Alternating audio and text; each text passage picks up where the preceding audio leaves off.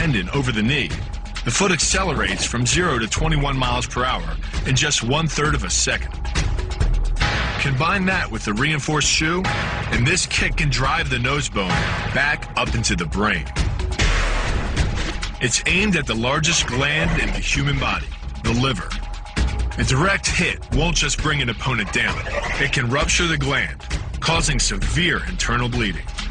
But the liver is well protected by the rib cage, so the kick must be accurate to within ½ an inch. In this move, the forward propulsion of the hips, combined with the piston motion of the lower leg, can send well over 700 pounds of force directly through the rigid bone of the heel.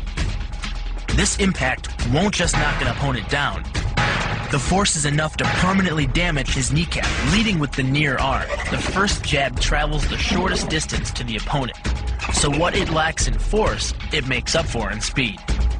The second punch, utilizing both the twist of the shoulders and the forward momentum of the kick, can carry over 4 times as much impact. And just a few hundred pounds of force to the temple is enough to cause a knockout. This move uses the same principle as a throw in judo, off-balancing your opponent and then using his momentum to send him down.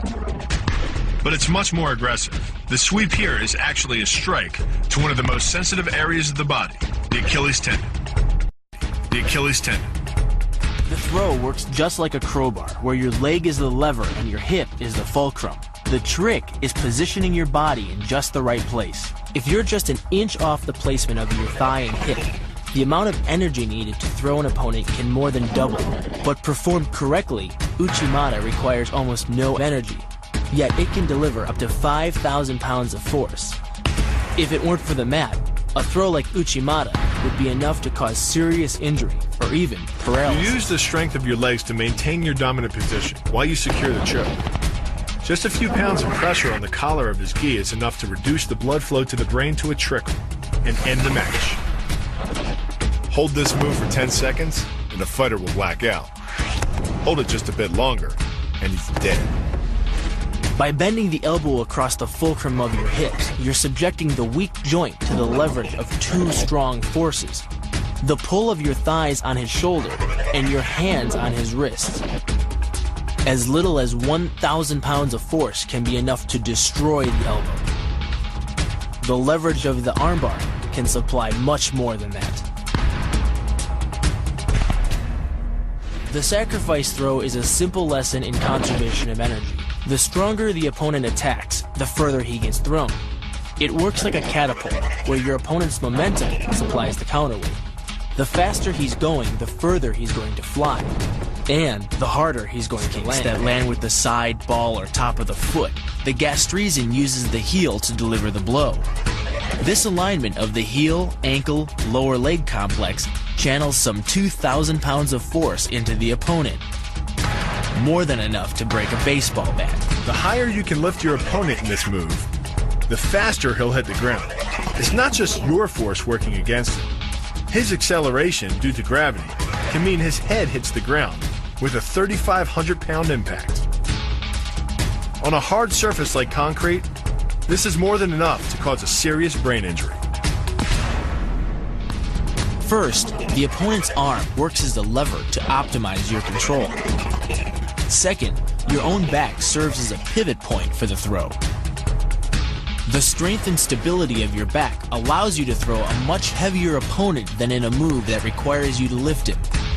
This move uses your opponent's arm as a lever working against him. The greater the torque on his shoulder, the greater the pain inflicted.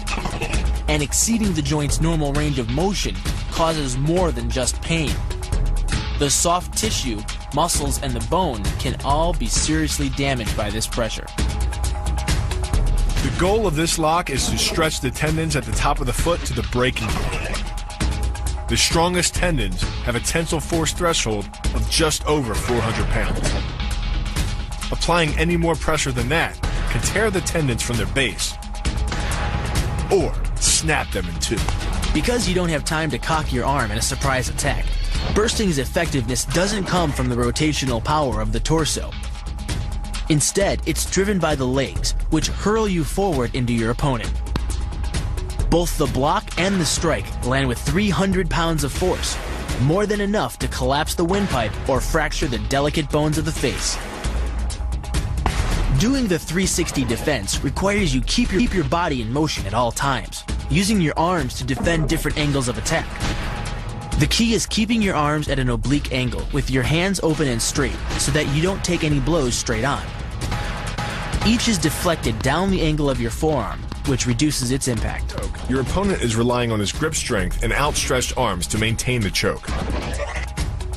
The strength of your back and shoulder muscles is greater than the applied force of your opponent's hold, so it doesn't take much to break his grip. And the closer your hands are to your own neck, the greater the leverage. The disarm is basically a judo wrist lock and uses many of the same principles. By pulling your attacker forward as you turn, he loses his balance, giving you control of his wrist. The barrel of the gun then becomes a lever, allowing you to take the gun. Because you are using the muscles of your torso, which can deliver up to 10 times more force than the muscles of the wrist, the disarm works against an opponent who is much stronger than you. Actually, an elbow strike from another martial art, Muay Thai. But because the metal doesn't deform on impact, like human bone, every ounce of power is channeled directly into your opponent's face. With the twisting motion of the torso generating the force, and the stiff metal of the M16 providing the impact, it's enough to shatter a cheekbone or break a jaw. The combined momentum of your forward step, the twist of your torso, and the swing of the rifle, the butt stroke can strike your opponent at over 18 miles per hour, carrying well over 550 pounds of force. That's enough to drive a 16-penny nail through nearly 2 inches of pressure-treated wood. Add a follow-up slash and thrust with a bayonet, and the butt stroke becomes a real killer. But the real damage from the knee bar doesn't come from gravity. It comes from leverage. Once the knee is locked, your hips act like a fulcrum, and his leg acts like a lever, multiplying any force you apply. So even though the ligaments and tendons around the knee can sustain 1,700 newtons of force, the knee bar can load a lot more than that, enough to completely destroy the joint. Pushes his opponent at a location above the center of mass, while using his sweeping leg to create a tripping point, which is below his opponent's center of mass.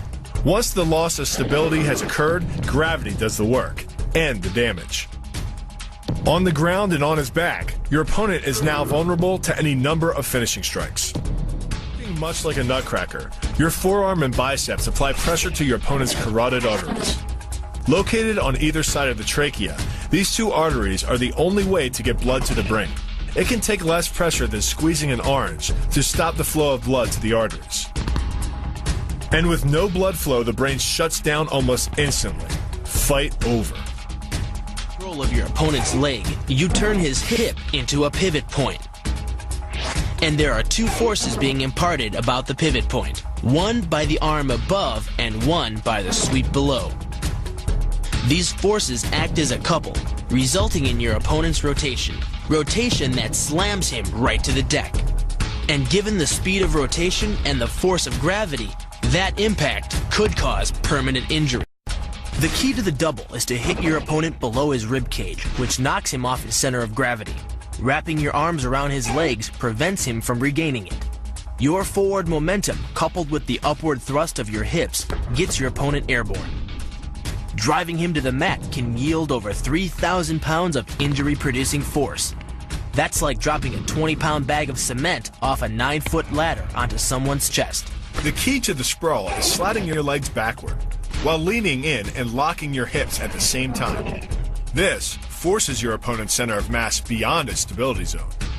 Coupled with the downward thrust of your forearms, he's now supporting your entire upper body with the back of his neck and head, which leaves him face down on the mat, vulnerable to any number of attacks.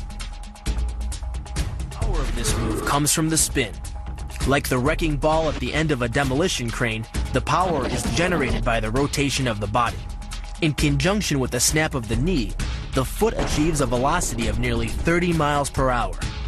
When the heel connects with the solar plexus, it transfers 1,400 pounds of force, enough to damage internal organs and fracture multiple ribs. It gets its power from the pressure exerted by your legs.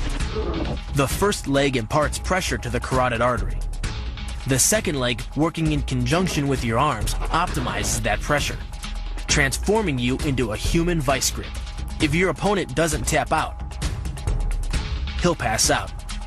Much longer and permanent brain damage can ensue. Is a combination of two levers. While your legs push up on your opponent's neck, your arms apply downward pressure to his trapped wrist. The opposing forces turn the elbow into an ad hoc fulcrum point. The armbar can result in a complete destruction of the elbow's articulating structures. The move is difficult but devastating. There's no opposing object to push against, so all the energy of the move must come from the momentum of the leap and the acceleration of the kick. The snapping motion of the lower leg functions much like a coiled spring. When unleashed, the kick reaches impact speeds of 20 miles per hour and delivers up to 400 pounds of force to the opponent's chest. The key to this synergy of speed and power is punch technique, punch location, and punch frequency. With your elbows tucked in behind your fist, the energy of each punch is maximized.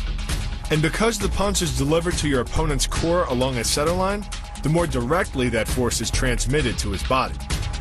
The effect is similar to that of continually slamming a battering ram against a door. No matter how strong, it can only sustain so many blows before it collapses. This kick is all about speed.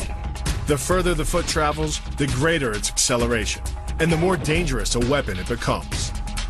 Powered by the muscles of the hip flexor and the quadriceps, by the time your foot reaches your opponent's throat, it's traveling nearly 40 miles per hour. That type of speed yields over 1,000 pounds of force, enough to puncture the Adam's apple and crush your windpipe. The power of the takedown is derived from the simple mechanical advantage you hold over your opponent.